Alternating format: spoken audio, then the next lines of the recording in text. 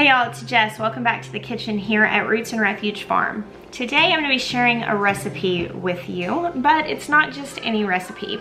I met a sweet woman on Instagram quite a while ago, and her screen name was Forgotten Way Farms. Her name is Abby, and she eventually ended up messaging me and saying, hey, I've written a cookbook and I'd love to send you a copy. So I received just a few weeks ago this beautiful book in the mail called Cozy Christmas Baking, which Abby's written alongside her daughter. And they've shared lots of their heirloom, like family recipes, full of beautiful recipes, color pictures. It's a wonderful book.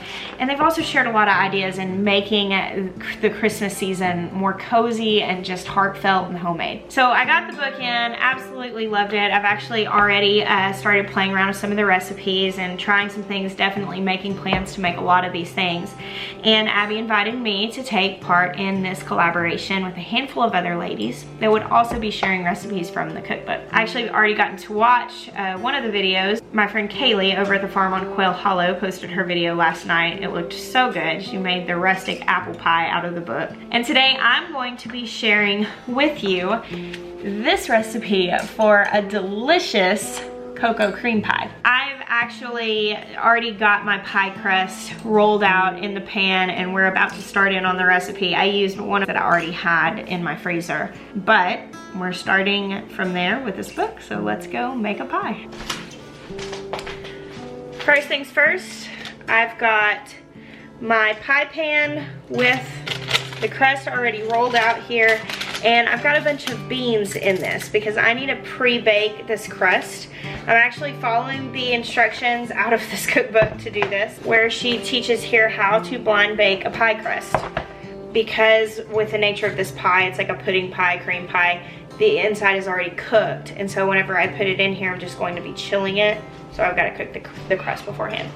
I've got my oven preheated to 375 here, and I'm gonna go ahead and put this crust in the oven. So what I did there is I just lined the inside of that pie crust with parchment paper and put dry beans in it. You can use rice. If you've got pie weights, you can use those. I've only ever just used beans. So that's gonna cook at 375 for 20 minutes, and then I will take it out of the oven, remove those beans and that paper out, poke some holes in the bottom of the crust with a fork, and then return the crust to the oven for another 15 minutes until it's nice and golden brown, at which point I can fill it up with the mix that I'm about to prepare. For this recipe, we're going to need 1/2 cup cocoa, 1/4 cup cornstarch, 1 cup of sugar, 1/4 teaspoon of salt, 2 cups milk, 1 teaspoon of vanilla, which I make that myself, which is why it's in a Smirnoff bottle, and 3 egg yolks. Alright, so I just pulled my pie crust out, took the weights out. I'm going to poke some holes in it and put it back in the oven until it gets nice and golden brown. Now that this is halfway done, I feel good about going ahead and starting my filling recipe, because it should be finishing up about the time that this is done baking. I'm just thinking about eating pie right now. I'm pretty excited. Heavy bottomed pot. Here we go. Got a whisk. Now I'm going to mix together my cocoa, 1/2 cup of that, my 1/4 cup of cornstarch, and the beaten egg yolks, which I had failed to beat my egg yolks, so better do that now.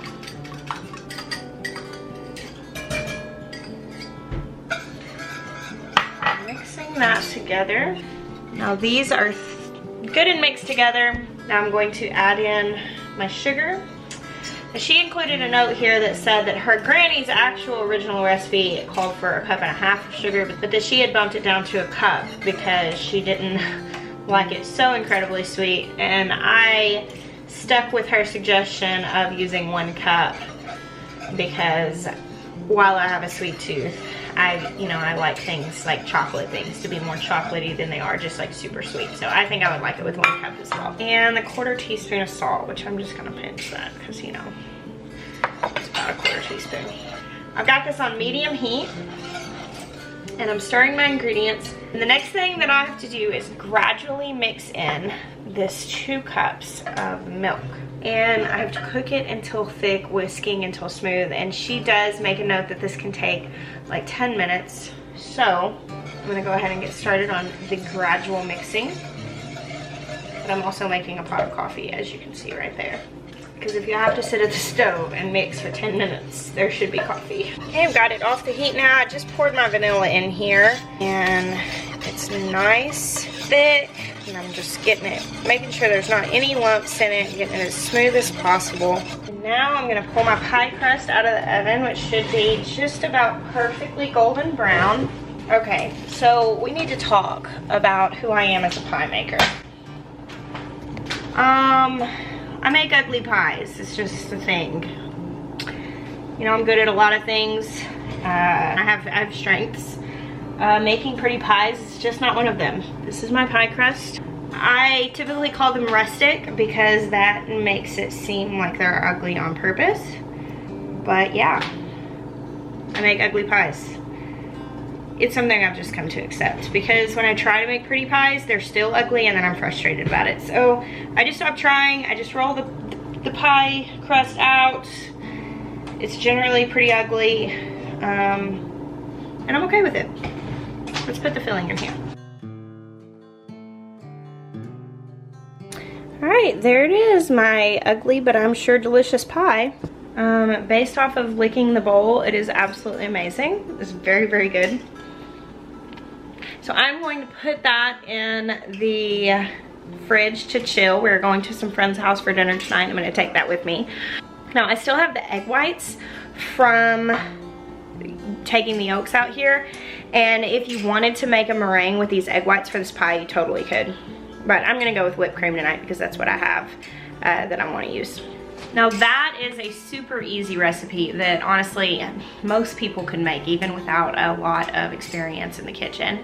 There are also several other really great pie recipes in this book, some of which may be covered by the other people involved in this collaboration. If you want to check out the playlist down below, it will be linked. I wish I could share this delicious pie with all of you. Unfortunately, that's not the case. So Forgotten Way Farms actually gave me 2 copies of their cookbook to give away to you guys. I get to give away one here on YouTube and one on Instagram. So if you'd like to be entered on YouTube to win the cookbook, just comment below. All the comments will be entries. If you want an extra entry, you can go comment on the other videos in this collaboration. All of these other ladies that have taken part, you can go watch their videos and comment below their videos, and their comments will become entries to win the cookbooks as well. If you want even more chance to win, go check out my Instagram at Roots and Refuge, and I'll be listing a giveaway there as well. This giveaway will run from tonight, which is Friday, November 30th, to Sunday night, December 2nd, and I will be announcing the winner to that on my live show on Sunday night at 7 p.m. Central Time. Thank you guys so much for watching. I do hope that you enjoy this video, and I appreciate you hanging out with me in my kitchen.